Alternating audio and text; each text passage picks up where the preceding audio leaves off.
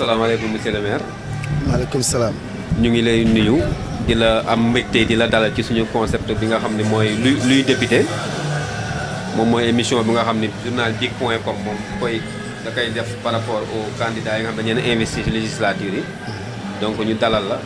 la di la bàyyi nga nuyoo ak population bi nga xam ne ñu ngi lay seetaan ci journal bi. waaw maa ngi nuyu mbokk yi ñuy seetaan yëpp te ñuy dégg di nuyu waa journal dik.com di leen wax ne man Amadou Diarra di maire Pikine Nord commune Pikine Nord nekk responsable parti démocratique sénégalais ñu tabb ma comme candidat député ci liste départementale coalition gagnante Wattu Sénégal maa ngi leen di nuyu di leen ñaanal jàmm yéen ñëpp di ñaan yàlla jàmm ji yàlla na sax ba faw bu kenn am loo leen metti ñu dugg ci élection yi ci bisimilah rahmaani rahim génn ci alhamdulilah rabbil alamin. donc monsieur le maire suñu laaj bu njëkk mooy dañu bëggoon nga leeral askan bi comme dañ la investir liste député yi nga leeral leen lan mooy njëriñu député lan mooy rôle député. waaw rôle mooy député lan lay def wala kan mooy député mooy ndaw booy yónni mu waxal la du ndaw booy yónni mu jëfal la député du jëf député du tabax tali député du tabax dispensaire député yorul école député amul ay compétence su jëf mais député mooy fi sa baat mënul yegg muy gouvernement bi député bi mooy dem assemblée nationale nguur gi à travers le gouvernement ak seeni ministre ak premier ministre déglu ndaw réew mi benn pour ñu jàmbat seeni soxla askan gox bi leen fal ak goxu Sénégal yëpp parce que damay dégg ñu naan député Pikine député Touba député Diourbel député Kédougou député Sénégal moo am même boo dëkkee États-Unis ñu fal la député nga nekk ci diaspora bi tu es un député du Sénégal mën nga wax li xew Ndar te dëkk Pikine waaye nag rawatina ña la fal nga war a caytu seeni mbir dem ci assemblée tuur ko fa la ci gouvernement bu mën a faj ma faj ko lañ ca mën a faj nga topp ko loolu benn la ci rôle député beneen rôle député bi mooy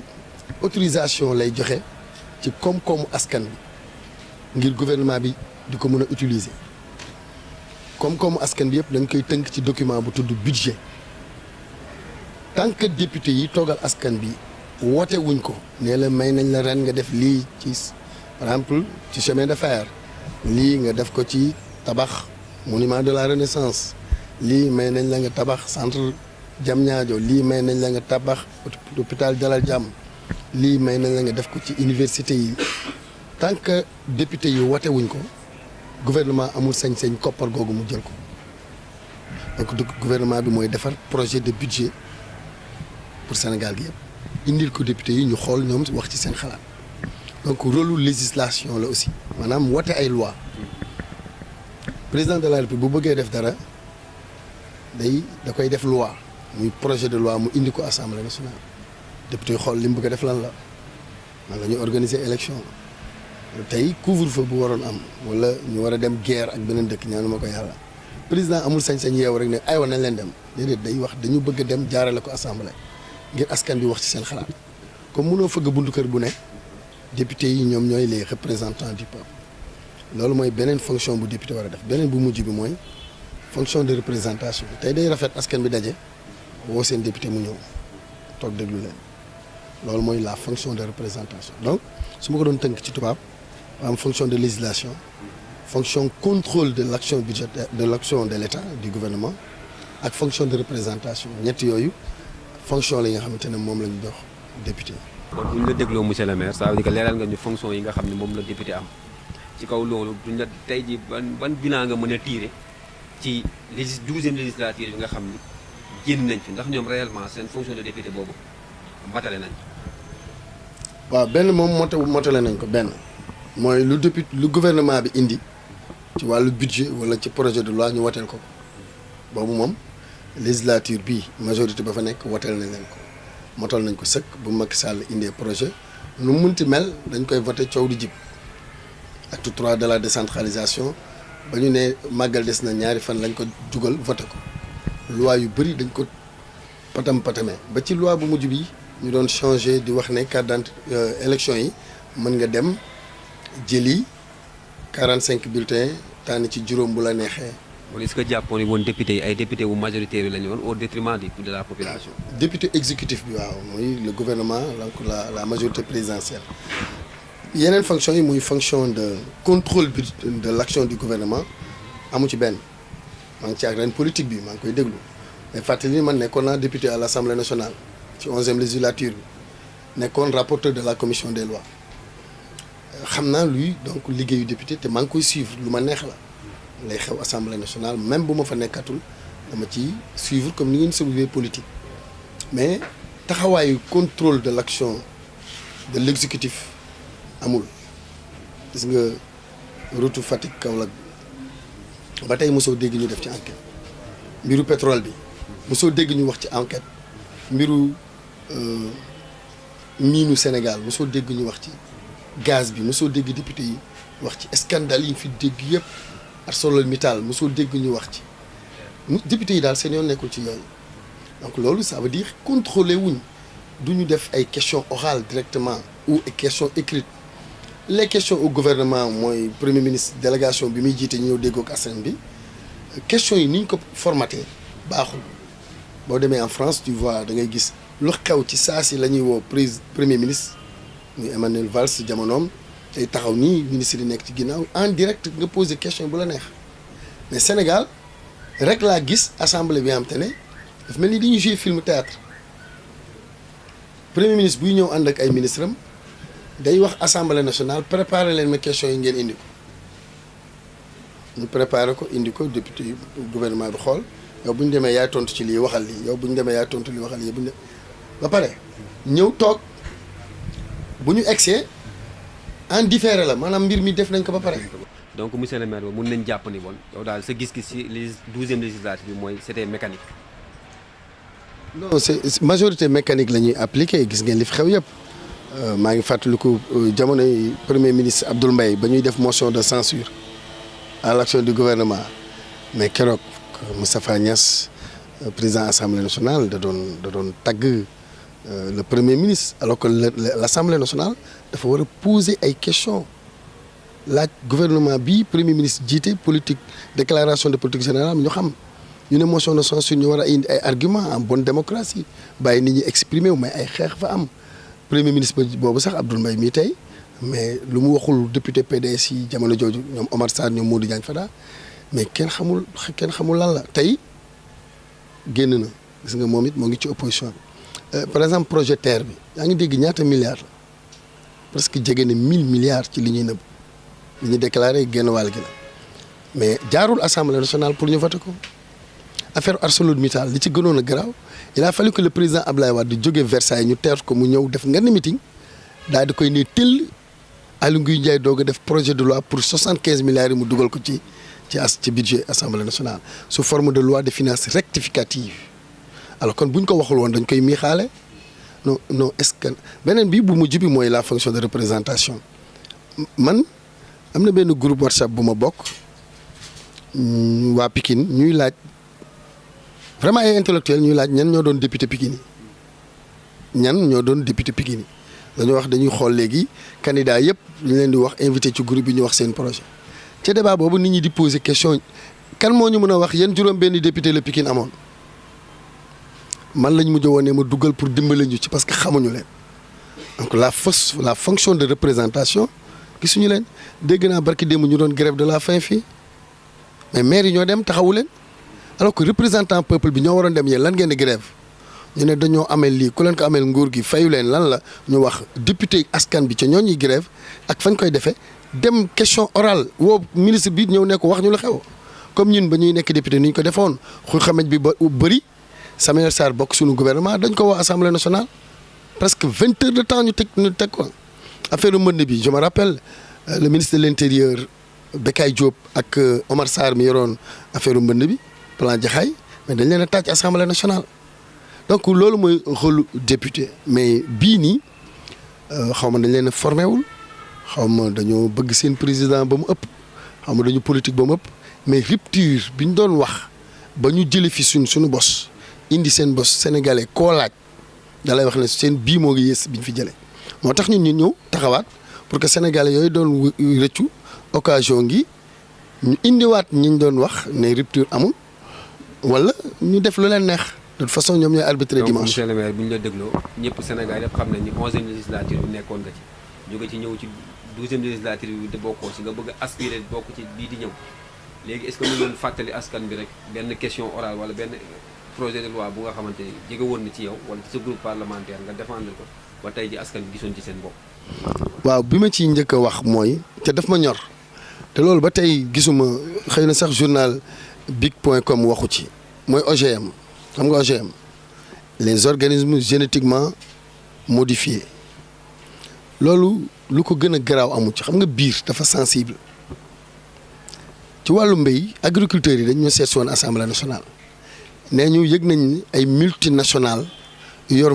wàllu agriculture mbéy dañuy dugg ci Sénégal dem nañ Bénin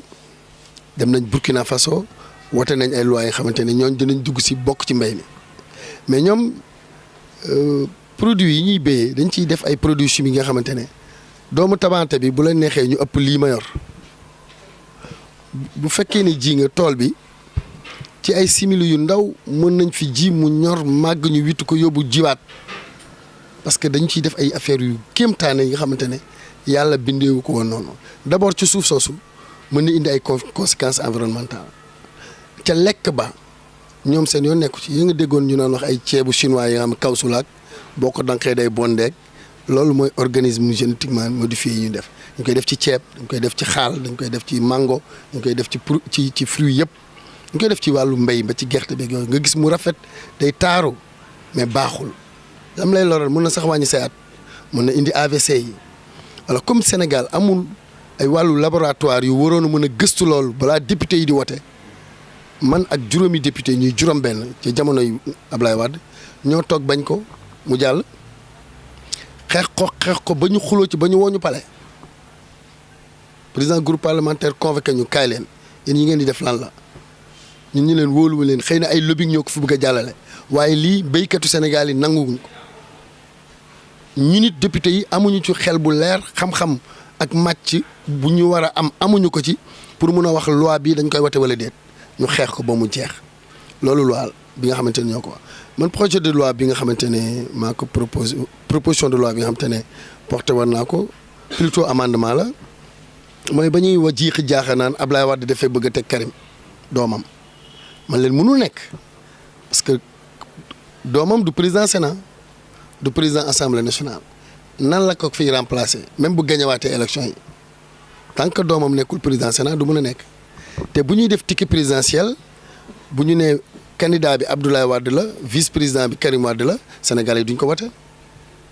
waaw kon lu tax ñu koy jiiñ Abdoulaye Wade ma ne nañ def loi bu koy leeral wax ne élection présidentielle bu ñu ciy dem avec le ticket présidentiel su nit nekkee président doomam jabaram raqam nijaayam mbokkam ba 3e degré mënul nekk vice président ci réew mi xam nga loolu buñ ko voté day leeral débat boobu ñu posé woon jamono yooyu mais waxtaan nañ ci def ci amendement opposition bi période boobu muy 23 juin taxawuñ ci parce que presse bi toogul wone nit ñi ne loolu du dëgg te may waat ne man toog naa ci ak Ablaye Wade mu xamal ma ne loolu ñu ko doon jiiñ jamono yooyu c'est parce que amuñu woon fu ñu ko jiiñ ci programme pour gagner ko ñu indi atam indi doomam la fi bëgg a nekk indi problème mu 3e mandat ñett yooyu la opposition bi inventé woon man ma nekk un homme politique xam ne lii ñett yi rek la ñu mën a duut baaraam pour dal ñu ma ne nañ ko fomp ma proposer loolu pour mu génn alors donc beneen bi mooy proposition de loi li tax mu difficile tey soo ko porté mu am ay conséquences financières dañ lay wax yow député bi amal xam-xam ak xarañ bu toll nii ci budget Sénégal nga gëstu fan la ñu mën a jëlee ay recettes pour sa projet pour sa proposition de loi bi jàll loolu c'est pratiquement impossible ministre bi rek mu yor ay département am ak économie et finance ñoo la mën a génneel loolu ensuite assemblée nationale les députés doté wuñ leen ce qu'on appelle ay assistants parlementaires yu futé en matière économie ou de droit pour mën a gëstu leen loolu parce que fay bi ñuy laaj day metti donc loolu ay proposition beneen bi ma yóbbu mooy SDE laa fa woo ministre de l'hydraulique parce que Pikine nag li ko wër dafa amoon ndox mi nga xamante ne boo koy naan day xasaw mooy naan ndox mi day ñuul dafa am trop de concentration en fer alors mënuma ko woon comprendre lu ko jëmee sëkk ba Daaru Xuddoos ba ci côté quartier Yeewu ndox mi ba maa ngi fàttaliku ba may taxaw di ko defaan assemblée nationale ma ne ministre bi am na lu ma jàngoon primaire dama wax ñëpp di ree ma ne leen li ñu jàngaloon primaire mooy l'eau potable yaa ngi fàttaliku cours yooyu l'eau potable quand est-ce qu'une eau est potable ñu ne quand elle est incolore inodore et sans saveur man leen Pikine ndox bi ñuy naan elle n'est pas incolore parce qu'elle est colorée elle a une saveur elle a de l'odeur kon ndox bi elle n'est pas potable alors ministre bi tontu ma ne ma non respecté nañ norme organisation mondiale de la santé ndox mi degré bi mu war a am en nitrate en fer yëpp am na ko waaye xel bi mooy teey bu ko nit ki di naan waaye daal ndox mi baax na c'est potable amul danger man nag ñun Pikine ndox mi pale di naan la ñu bëgg waa Pikine naan dañ ma booleeg waa SDE seen laboratoire yi seen direction de la clientèle ñu wàcc ma préparé sama askan ne leen nañu marche wax ci ñu préparé benn marche ci loolu marche ba mairie ba moo woo waa directeur SDE ñëpp ñi ma la wax nii ñu ñëw toog ñu def suivi bi ba ñu saafara problème boobu loolu porté naa ko assemblée nationale. loi sur la parité par exemple lu ma ci changé bëriwul mais maa bind rapport bi mais liiruma ko malheureusement parce que bés boobu président assemblée nationale Mamadou Seck góor la woon secrétaire élu bi ñu toogoon ci droite góor la woon muy Daour Ndiaye Ñaaña Touré nekk secrétaire élu nekk ci càmmoñ bi di jigéen man may rapporteur de la commission su ma liiree rapport bi kon day nekk ñetti góor ak benn jigéen ci la sama xarit Ndeye Guèye Cissé fekk ma toog mu ne ma tey bésu parité la dañoo bëgg ñaari góor ci kaw ñaari jigéen comme Ñaaña Touré secrétaire élu la benn jigéen la Daour ak Mamadou Seck ñoo ngi ci kaw podium bi man nag may jox ma lire rapport mu nekk ñaari góor ñaari jigéen ma jagaleel ko loolu tey boo demee ci archive assemblée nationale li nga gis ne man Amadou Diarra ma produire ce rapport là ak équipe vice présidentielle bi ak la création du poste de vice président ba ci titre foncier yi nii ñuy wax ne régime bi ñoo ko def ñun ñoo ko voté woon et j'étais le rapporteur de la commission. donc monsieur le maire ba tey bu ñu dellu see ci campagne électorale bi tey jii nii gis nañ ci biir campagne bi le président de la république lancé indi woon na benn proposition boo xam ne sax mujj nañ ko adopté moom mooy vote avec les récépissés lan moo ci sa xalaat. waaw man loolu leen li ma ci nekk xalaat mooy xàmmeetuma waa Sénégal yi doon wax ne touche pas à ma constitution anañu ne touche pas à ma constitution ñi ko doon wax anañu constitution ay loi la ab téere la bu am ay loi ñu naan nguuru Ablaye Wade da koy jalgati parce que day jël ay loi di voter ay loi yuy jalgati ay loi lu ko arrangé mu voter on parlait même de tripatouillage de la constitution vous vous rappelez alors ñuy wax ne touche pas à ma constitution mais Macky Sall yi mu def moo gën a garaaw jarul may indi ci yu passé mais xoolal bi ngay wax nii est-ce que ñi jàng droit muy professeurs yi ba ci étudiants yi ba ci yéen ñi gëstu xam ngeen ne loi koy changer le code électoral c'est une loi électorale ñu ne nii la ñuy voté ak lii la ñuy voté nga toog ba élection yi des juróomi fan nga ne conseil constitutionnel bi ma mosoon ci référendum bi mu neex moom laay mosaat mu wax ma ndax récépissé mun nañ ci voté récépissé amul photo amul bureau de vote amul lieu de vote tur ak amul turu yaay amul turu baay nga yor sa récépissé ban bureau de vote ngay fëgg pour voter fa te yow xamoo ban bureau da ngay voter léegi ci internet ngay daw pour ñëwal la bureau de vote bi est-ce que boo fa demee ci liste ba fa nekk ca bureau ba ndax di nga ko fekk sa tur xamuñu ko léegi boo ñëwee indi récépissé bi jox ko sa raq mun na voter parce que amul photo tey la ñuy wax ne sous-préfet nee na da ngay ñëw indi sa photo ñu tàppal la ci bu fekkee sa raq nekku fii te bàyyi fa récépissé am bu la neexee nga jël sa photo ñu taf ko ci ñu ne yow mais c'est des fraudes presque ay ordonnance la ñu dellu si en 1991 mais ci nguuru Macky Sall loi wax ne pièce bii la ñuy voté rek donc juróomi fan des nga war a woo député yi ñu ne yokk nañ ci lii nga ne jaru ko nañ campagne yi waaye dinaa wax conseil constitutionnel mu wax ma bind décret mënul changer loi boo juumee ci loi sax waroon def laa def la bi mënoo ko dindi tant que député yi dajewul ñu waat ma jox la ci benn dañu wax pour être maire il faut savoir lire et écrire la langue en français gars yi ne en français wóorul nañu wax la langue officielle code acte 3 de la décentralisation bi en 2014 dafa dellu assemblée nationale pour yokk ci au lieu en français bi ñu préciser parce que ëllëg français bi mun na nekk beneen langue officielle bi mun na nekk beneen langue bu dul français mun na nekk anglais wala wolof wala halpulaar ñu ne bu ñu wax pour être maire il faut savoir lire et écrire en français mais en langue nationale changement boobu rek dañoo jëlaat acte 3 bi yóbbuwaat ko assemblée nationale député yi changé ko waaw kon loolu gënul sensible lii gënul sensible loolu changer les règles du jeu alors qu'avec l'UEMOA 6 mois avant élection yi amoo droit changer les règles du jeu mu changer ko ci affaire 45 listes yi bu la neexee nga tànn juróom ba pare mu des ñu ne 6 mois mu des 6 jours mu changer pièces yi ñuy voté te pièces yi ñuy voté dara dalu ci xel passeport mu boole ci carte d'identité yi ñuy waxoon ne bokkatul bokk na mais c'est quoi loolu yéemu ma faute yi muy faute ak violation yi yéemu ma mais tekkaaru Sénégalais yi moo ma yéem dañ leen a yeewu wala dañ leen a xërëm wala ci lac de guerre lañ ko def man wala Ablaye Wade lañ yëpp bu dee Wade nga gis télé yi journalistes yi les pseudo-intellectuels oui la constitution ay Abdou Aziz Diop vous vous rappelez di yuuxu waxee xol duñ ko nangu bakkan nangam pour lan une majorité qui était là qui votait des lois ñu ne doo voté taxaw bu assemblée nationale Moustapha Niasse yàlla natt ko mu jël xeer pour sànni ko fan assemblée nationale sànni ko ñan ay représentants du peuple yàlla natt ko mu nekk seen njiit tey buñ ko faloon la xeer nag gis nga mbiru yàlla alors moo tax ma bëgg jaaxle poser la question est-ce que sénégalais yi dañoo changé wala dañoo yeboon Ablaye Wade wala Macky Sall dafa am fu mu leen yeewu tout compte fait ni le conseil constitutionnel ni la cour suprême encore moins les cours et tribunaux je ne parle même pas de décret présidentiel ou de arrêté ministériel une loi rek moo koy mën a changer te loi ministre du ko voté juge du ko voté président de la république du ko voté maire du ko voté ñenn rek ñoo mën a voté loi pour changer loi muy député te depuis yaa ngi campagne kon mënatuñ leen woon woowaat kon Macky Sall la mu doon def c'était trop tard mënatu soppi waaye faalewul Sénégalais yi mu def ko. donc pour ñu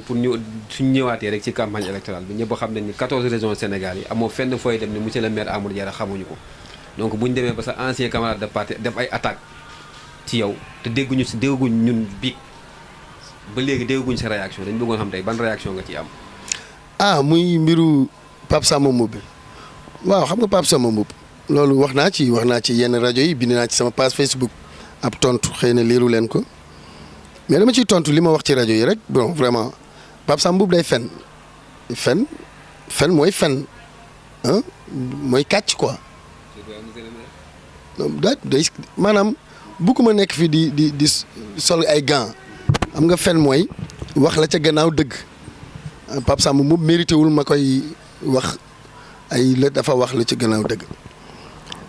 Pape Samba Mboup 2010 laa ko gëj a gis bët musuma wax ak moom téléphone aw ma numéro ma déglu audio bi gis ne ba muy wax ak Clédor daa bëggoon Clédor ñëw ci moom bañ a créer mouvement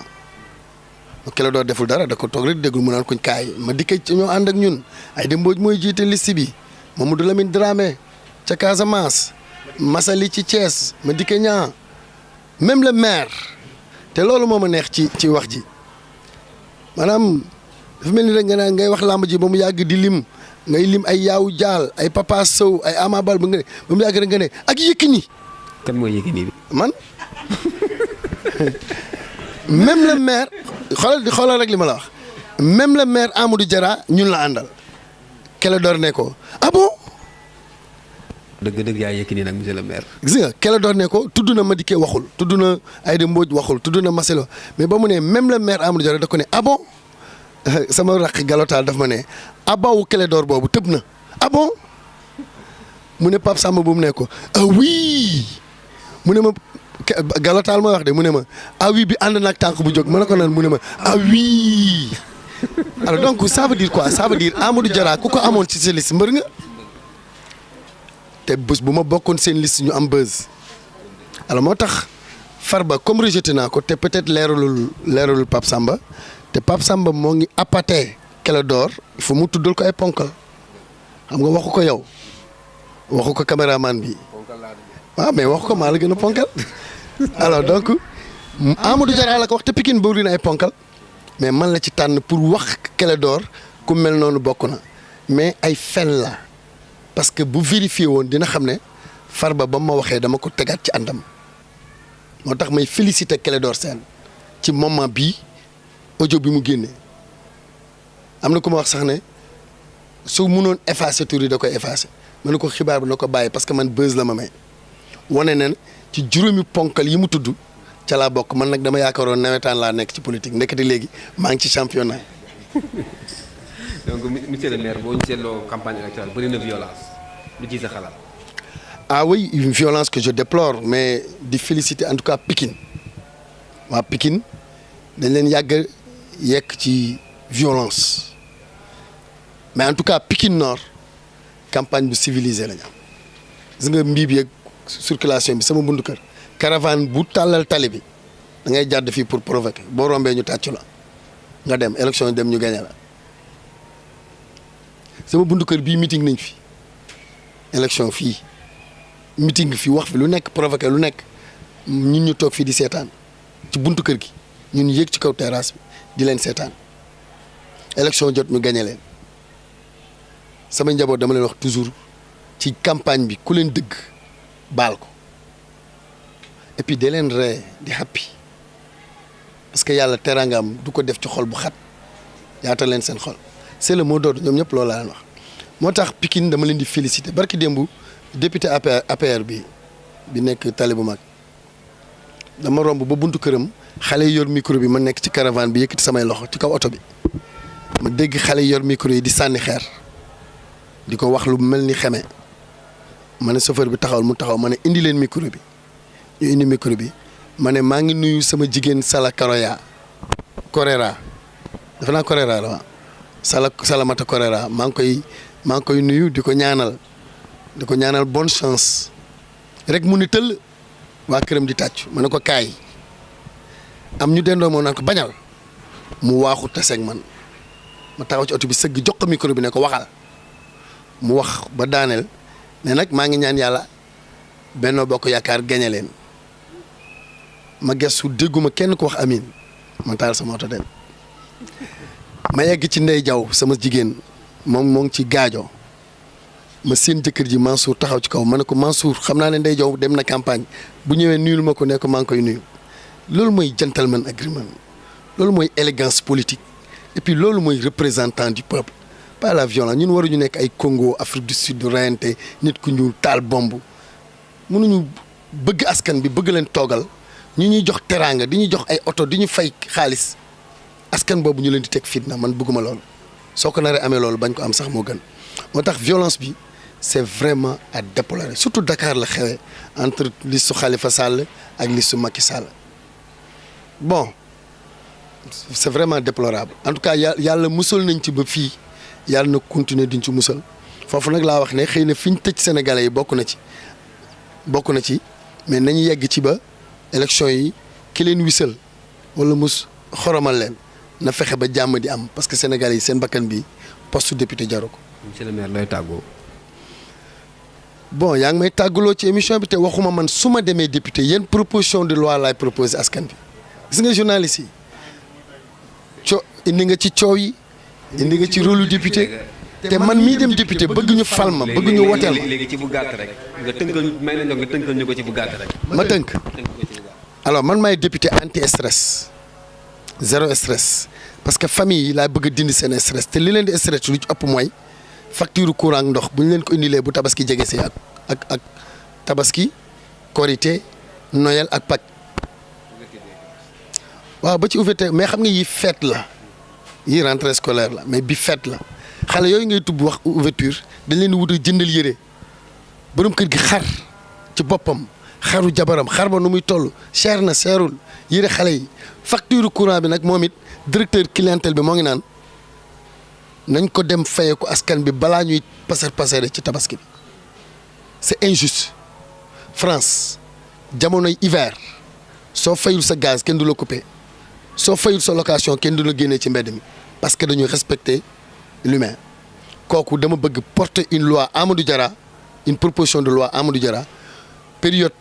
ñeenti feet yooyu bu chrétien ak bu musulman bu ci kenn stress ci njaboot gi ñu def ko moratoire ñu xam ne su tabaski jotatee su facture ñëwul ba stressé wu la